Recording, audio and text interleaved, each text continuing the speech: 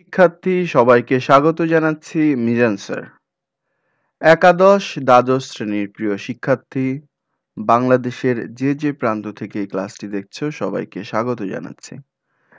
স্বাগত জানাচ্ছি আমার প্রিয় Saint Gregory high school and কলেজে যারা একাদশ শ্রেণীতে পড়ছো তাদেরকে, দ্বাদশ শ্রেণীতে যারা পড়ছো তাদেরকেও এই ক্লাসটিতে স্বাগত জানাচ্ছি।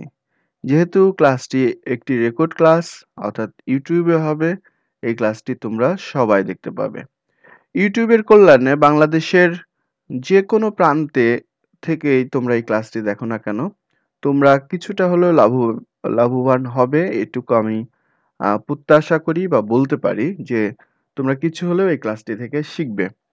তো যদিও আমার শেখানো উদ্দেশ্য নয়, মানে আমার আমার দেখানো উদ্দেশ্য, অর্থাৎ কি ঘটে বাংলা ভাষায়, বাংলা শব্দে, এগুলোই আজকের ক্লাসে তোমাদেরকে দেখাবো। তো আমরা দেখি আজকে আসলে প্রস্তাবনাটা আমরা কি রাখছি। বাংলা শব্দ গঠন। বাংলা শব্দ গঠন তুমি তোমার বইয়ের 4 নম্বর অপশনে পাবে। বাংলা শব্দ গঠন। বাংলা শব্দ গঠন আমি বলে রাখি, সেটি হচ্ছে উপসর্গ, প্রত্যয় এবং সমাস। মূলত এটির মধ্যে এই 3টি টপিক আছে এবং এখান থেকে 2টি প্রশ্ন হয়। প্রশ্নের ধরন আমি দেখাবো। তবে এটুকু বলে রাখি, যেহেতু বাংলা শব্দ গঠন আছে, অর্থাৎ এইগুলো নিয়েই বাংলা শব্দ গঠন, আরো অনেক কিছু নিয়ে বাংলা শব্দ গঠন। সেক্ষেত্রে আলাদা একটি প্রশ্ন আসতে পারে বা বোর্ডে পরীক্ষায় আসে যে বাংলা শব্দ গঠন কাকে বলে বা শব্দ কাকে বলে, শব্দ গঠন প্রক্রিয়া সম্পর্কে আলোচনা করো। তাহলে আমাকে অন্তত একটি প্রশ্ন এখান থেকে পড়ে তারপরে উপসর্গ, প্রত্যয়, সমাসে যেতে হবে। তো প্রিয় শিক্ষার্থী, আজকে আমরা কি পড়বো সেটা দেখি। বাংলা শব্দ গঠন পড়বো। তাহলে বাংলা শব্দ গঠনের এই অংশটুকু পড়বো। এই অংশটুকুর মধ্যে আমাদের সিলেবাসভুক্ত যেটুকু আছে সেটুকু আবার দিয়ে দিচ্ছি, সেটা হচ্ছে উপসর্গ, সমাস, প্রত্যয়। কিন্তু আজকে বাংলা শব্দ গঠনে আমরা এর বাইরে, যেমন ধরো সন্ধি, যেমন ধরো হচ্ছে ব্যঞ্জন বর্ণ, কার, ফলা, তারপরে হচ্ছে এর পাশাপাশি আমরা হচ্ছে আরো যে প্রক্রিয়ায় শব্দ গঠন হয়, সাধিত শব্দ এবং পাশাপাশি মৌলিক শব্দ আমরা যাই। আজকের পর্বটি এই জন্য প্রথম পর্ব হিসেবে নির্ধারণ করা হয়েছে বা নির্ধারণ করেছে। তো আমরা দেখি যে বোর্ড পরীক্ষায় অর্থাৎ ইন্টারমিডিয়েট পর্যায়ে যে প্রশ্ন আসে সেই প্রশ্নটি আসলে কেমন হয়। তো ইন্টারমিডিয়েট পর্যায়ে দেখো, ক নম্বরে আছে প্রত্যয়ের নাম সহ প্রকৃতি ও প্রত্যয় নির্ণয় করো। ঠিক একই কথা, মানে কয়ে থাকতে পারত যে সমাসের নাম সহ মানে ব্যাস বাক্য সহ সমাস নির্ণয় করো, যে কোনো 5টি। ঠিক এরকম এই শব্দগুলো গঠিত হয়েছে প্রকৃত প্রত্যয় যোগে, ওই শব্দগুলো গঠিত হতো সমাস যোগে। মানে কয়ের জায়গায় সমাস থাকতে পারতো, আবার ক্ষয়ের জায়গায় মানে ক যেরকম আছে সেরকমই থাকতে পারতো, আবার ক্ষয়ের জায়গায় ঠিক এরকম করে মানে ব্যাস বাক্য সহ 5টি সমাস নির্ণয় করো। তো ঠিক এরকম 8টি শব্দ থাকতো সমাস যোগে গঠিত শব্দ। তোমার ক অর্থাৎ প্রত্যয় অথবা সমাস যে কোনো একটি লিখতে হবে এবং তোমার পরীক্ষায় 90% ক্ষেত্রে এরকম হতে পারে। তারপরে উপসর্গ যোগে যদি শব্দ পরীক্ষায় আসে তাহলে নর্মালি এই প্রশ্নটি আসে, মানে উপসর্গ থেকে আসলে 90% সময় এই একটি প্রশ্নই আসে।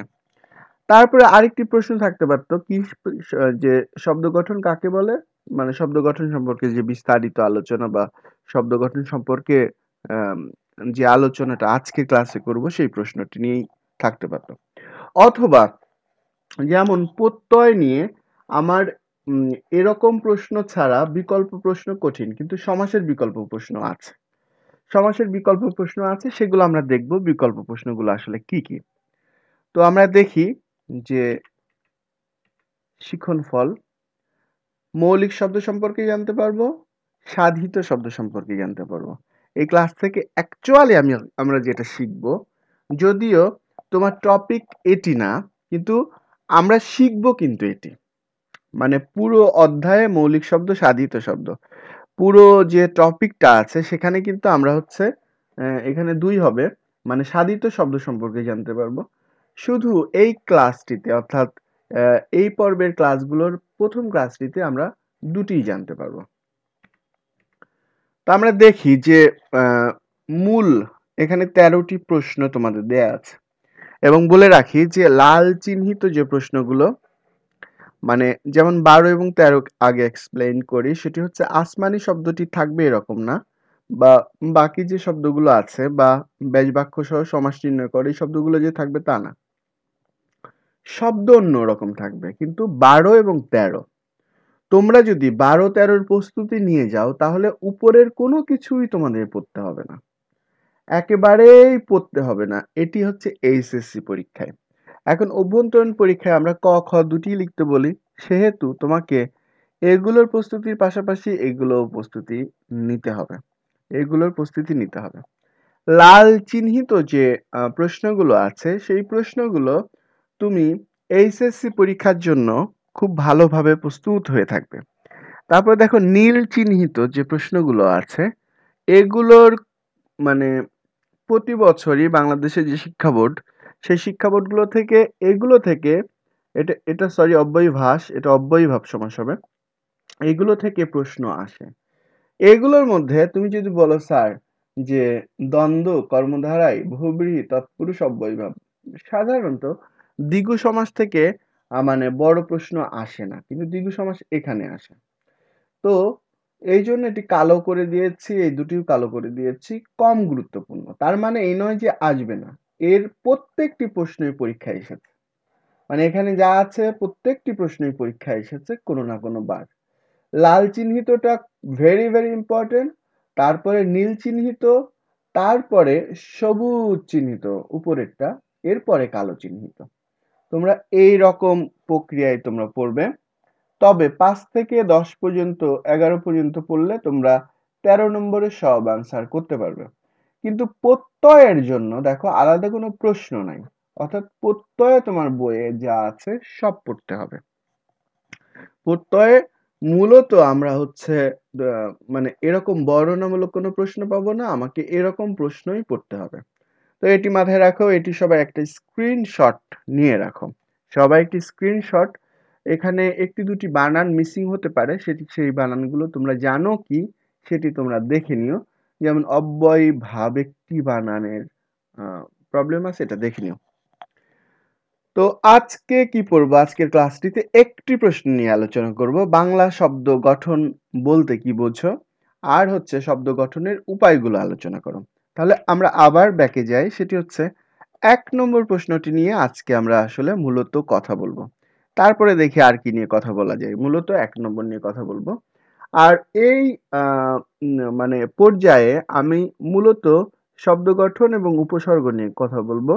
ইউটিউবের চ্যানেলগুলোতে গেলে তোমরা 5-6 এইগুলোর জন্য অনেকগুলো ক্লাস পাবে, 5টি ক্লাস পাবে তোমরা। আমি লিংক এখানে দিয়ে দিব না, বা দিতেও পারি, তোমরা সেটির জন্য অপেক্ষা করবে না, তোমরা হচ্ছে অবশ্যই ইউটিউবে গিয়ে সেই ক্লাসগুলো দেখে নিতে পারো।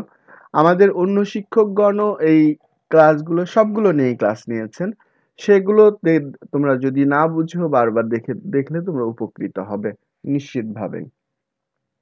তো আমরা যাই, সেটা হচ্ছে বাংলা শব্দ গঠন বলতে কি বোঝো, শব্দ গঠনের উপায়। অনেক বড় করে লিখেছি দেখো যে শব্দ, প্রথমে দেখো এখানে শব্দ, তার মানে অর্থবোধক ধ্বনি বা ধ্বনি সমষ্টির নাম শব্দ, এটুকু লিখলেই হয়, এটুকু লিখলেই তোমার এই প্রশ্নের আনসার হয়ে গেল। 5টি শব্দ যে কোনোভাবে দিয়ে দিলেই হয়। কিন্তু আমাদেরকে নম্বরের কথা একটু ভাবতে হবে, যে একটু ভালো নম্বর পেতে হলে আমাদেরকে আর একটু ভালো করে লিখতে হবে। সেই জন্য দেখো যে গঠনের দিক থেকে শব্দ 2 প্রকার, মৌলিক ও সাধিত শব্দ। একাধিক মৌলিক শব্দ যুক্ত হয়ে বা মৌলিক শব্দের সঙ্গে প্রত্যয়, সমাস, সন্ধি, উপসর্গ ইত্যাদি আরো অনেক কিছু আছে যোগে গঠিত হয় নতুন নতুন শব্দ। তো এভাবে নতুন নতুন শব্দ গঠিত হয়। এভাবে বিভিন্ন অর্থে ব্যবহার উপযোগী করে তোলার জন্য শব্দ তৈরির প্রক্রিয়াকে বলা হয় শব্দ গঠন। অর্থাৎ যেসব নিয়ম বা রীতি অনুযায়ী সাধিত শব্দ গঠিত হয় সেসব নিয়ম বা রীতিকে শব্দ গঠন রীতি বলা হয়। তাহলে একটা একটা বিষয় খেয়াল করো, একটি হচ্ছে শব্দ কাকে বলে, একটি হচ্ছে শব্দ গঠন রীতি কাকে বলে। শব্দ গঠন রীতিতে যদিও এখানে সাধিত শব্দের কথা বলেছি, মৌলিক শব্দর ক্ষেত্রেও একই কথা প্রযোজ্য। বাংলা শব্দ গঠনের পদ্ধতি বা উপায় এটিও বলে রাখি যে বাংলা ভাষায় শব্দ গঠন নানা উপায় হয়ে থাকে। নিচে শব্দ গঠনের উপায়গুলো উদাহরণসহ তুলে ধরা হলো। এখন আমি আরেকবার মৌলিক এবং সাধিত শব্দকে আরেকটু আলাদা করে দেখতে চাই। সেটি হচ্ছে মৌলিক শব্দ কি, এটার ডেফিনেশন তোমাকে আলাদা করে একটু জানা দরকার। তাহলে প্রথমে আমরা বলবো হচ্ছে শব্দ কাকে বলে, মানে এটার অ্যান্সার করব। দ্বিতীয়ত আমরা বলবো শব্দ গঠনের উপায় কাকে বলে, মানে এখান থেকে আমরা এই অ্যান্সার নিয়ে নেব। তারপরে শব্দ গঠন হয় কয়টি উপায়ে, মানে মৌলিক বা শব্দ কয় ধরনের, মৌলিক শব্দ, সাধিত শব্দ। তাহলে মৌলিক শব্দ কাকে বলে? যেসব শব্দকে বিশ্লেষণ করা যায় না বা ভেঙে আলাদা আলাদা করা যায় না, আর ভাঙলেও খণ্ডিত অংশ কোনো অর্থ প্রকাশ করে না, সেসব শব্দকে মৌলিক শব্দ বলে। এখন বলতে পারো স্যার, গোলাপ, গোলাপকে ভাঙি, গোল বানাই, গয়কার ল, গোল, গোল মানে তো গোল চিহ্ন। নাককে ভাঙি, ভেঙে দন্তের নয়াকার করে দিই, তাহলে তো এগুলোর অর্থ থাকে। তারপরে লাল এবং তিনকে ওইভাবে ভাঙলে হয় না, কিন্তু আসলে তুমি কেন ভাঙবে? ভেঙে তুমি ভাঙলে, নাককে ভাঙলে ককে কোথায় রাখবে? গোলার আকার এবং পকে কোথায় রাখবে? মানে শুধু ইরেজার দিয়ে মুছে দিলেই তো আর হবে না, তোমাকে এটা কোথাও রাখতে হবে। তুমি কোনো প্রক্রিয়ায় যদি এই চারটি শব্দকে ভেঙে আলাদা করে করতে পারো, তাহলে সেটি মৌলিক শব্দ হবে না। কিন্তু কোনো প্রক্রিয়ায় এই শব্দগুলোকে আলাদা করা যায় না, তো এটি অবশ্যই মৌলিক শব্দ। এবার দেখি সাধিত শব্দ।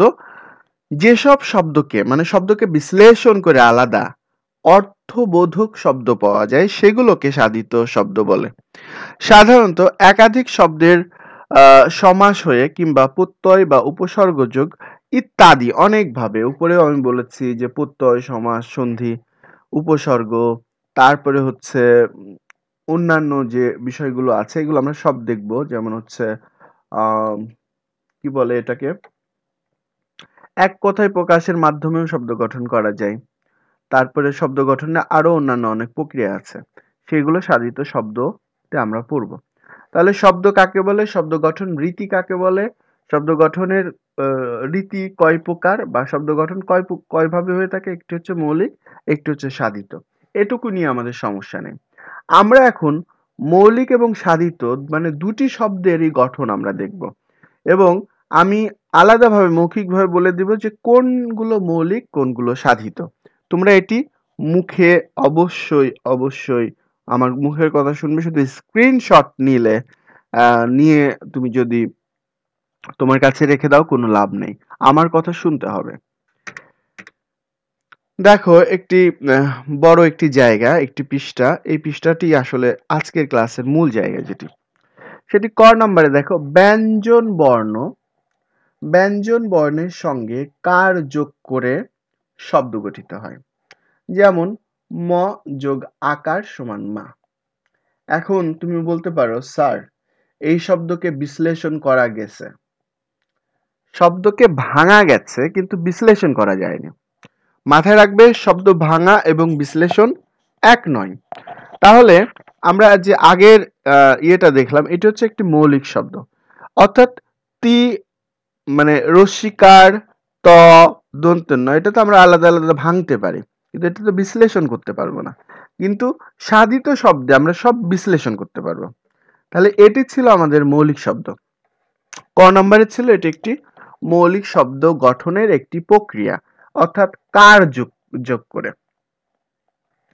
খ নম্বরে দেখব ব্যঞ্জন বর্ণের সঙ্গে ব্যঞ্জন বর্ণের সংযোগ ঘটিয়ে, অর্থাৎ ব্যঞ্জন বর্ণের সাথে ব্যঞ্জন বর্ণ অথবা ব্যঞ্জন বর্ণের সাথে কার যুক্ত করে।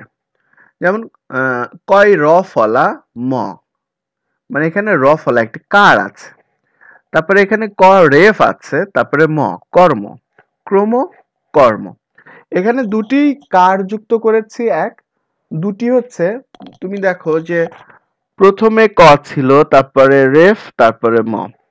আর এখানে কি আছে, ক আছে, একটু ভাঙি নাই, ক আছে, র ফালা আছে, তারপরে ম আছে। তো এটি মাথায় রাখবে যে একটি হচ্ছে কার যোগে, একটি হচ্ছে ফলা যোগে, ফলা প্লাস যেটি হচ্ছে ব্যঞ্জন বর্ণ।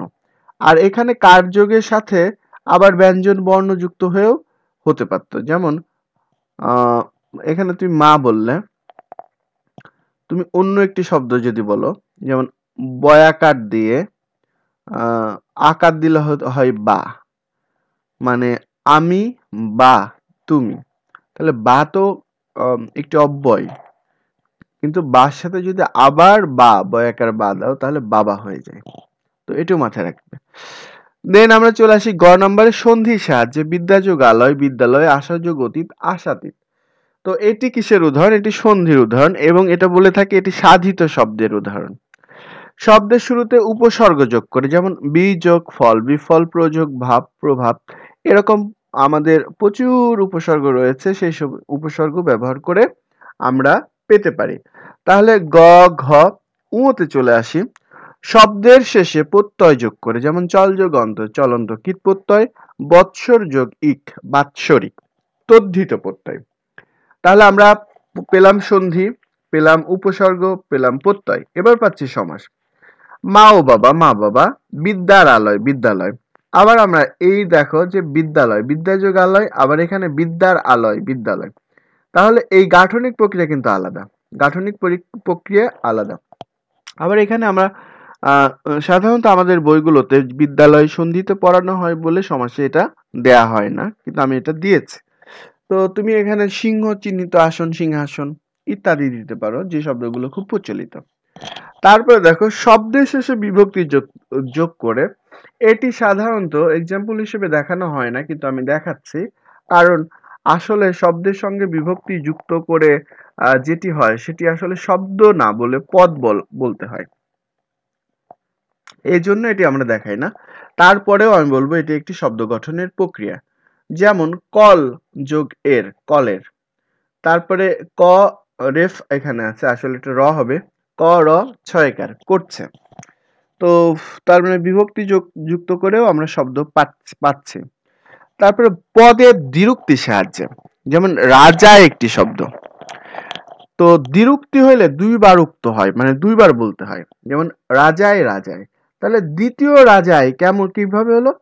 দ্বিরুক্তির কারণে হয়েছে। ঘন্টায়, ঘন্টায়, দ্বিতীয় ঘন্টায় কেন হলো? দ্বিরুক্তির কারণে। তাহলে এগুলোও ছিল, মানে গ থেকে শুরু করে সব সাধিত ধন্যাত্মক শব্দের মাধ্যমে, যেমন কন কন, ঝিরঝির।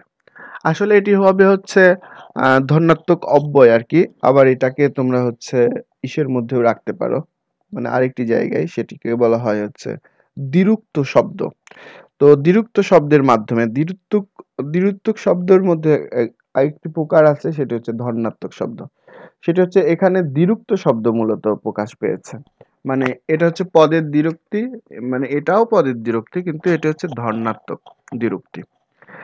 পদ পরিবর্তনের মাধ্যমে, যেমন লোক, এটি হচ্ছে বিশেষ্য পদ, লৌকিক এটি হচ্ছে বিশেষণ। তোমাদের বানানের ক্লাসে আমি এই বিষয়গুলো নিয়ে আলোচনা করেছিলাম, যে পদ পরিবর্তনের মাধ্যমে কিভাবে বিশেষণ থেকে বিশেষ্য বা বিশেষ্য থেকে বিশেষণ হয়। তো এটি মাথায় রাখবে, লোক থেকে লৌকিক। তারপরে হচ্ছে মূল থেকে মৌলিক, মূল থেকে মৌলিক। তাহলে প্রিয় শিক্ষার্থী একটু খেয়াল করো, সেটা হচ্ছে ক এবং খ, এই দুটি ছিল হচ্ছে মৌলিক শব্দ গঠনের প্রক্রিয়া। গ, ঘ, তারপরে উ, চ, ছ, বর্গের জ, ঝ, নিয়, 1 2 3 4 5 6 7 8, এই 8টি মানে এই 8 প্রক্রিয়ায় যেটি হয় সেটি হচ্ছে সাধিত শব্দ গঠিত হয় মূলত। এর বাইরেও আরো একটি দুটি প্রক্রিয়া নিয়ে কথা বলা যায়, সেটি হচ্ছে যেমন ধরো যে আম, উম, কি বলে এটাকে,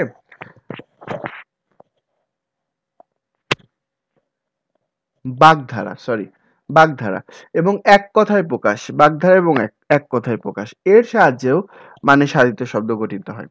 তো এই দুটোর উদাহরণ আমি দিইনি, তাহলে 10টি প্রক্রিয়ায় অন্তত সাধিত শব্দ গঠিত হয়, এটি তোমরা মাথায় রাখবে। তাহলে প্রশ্নটা কি ছিল আমরা আরেকবার দেখি, যে শব্দ গঠন বলতে কি বোঝো, শব্দ গঠনের উপায়গুলো আলোচনা করো। আমার মনে হয় শব্দ গঠনের উপায় সম্পর্কে তোমাদের বিস্তারিত আলোচনা হয়েছে। 5 নম্বরের জন্য এর থেকে বেশি কিছু আমাদের প্রয়োজন নেই। 5 নম্বরের জন্য এর থেকে একটু বেশি আমাদের প্রয়োজন নেই, আমাদের এতটুকু হলেই হবে। তাহলে প্রিয় শিক্ষার্থী, আজকে তোমাদের এই পর্যায়ে রেখে বিদায় নিচ্ছি মিজান স্যার। পরের ক্লাসটিতে তোমাদের সাথে দেখা হবে এবং সেই ক্লাসটি মূলত উপসর্গ নিয়ে হবে।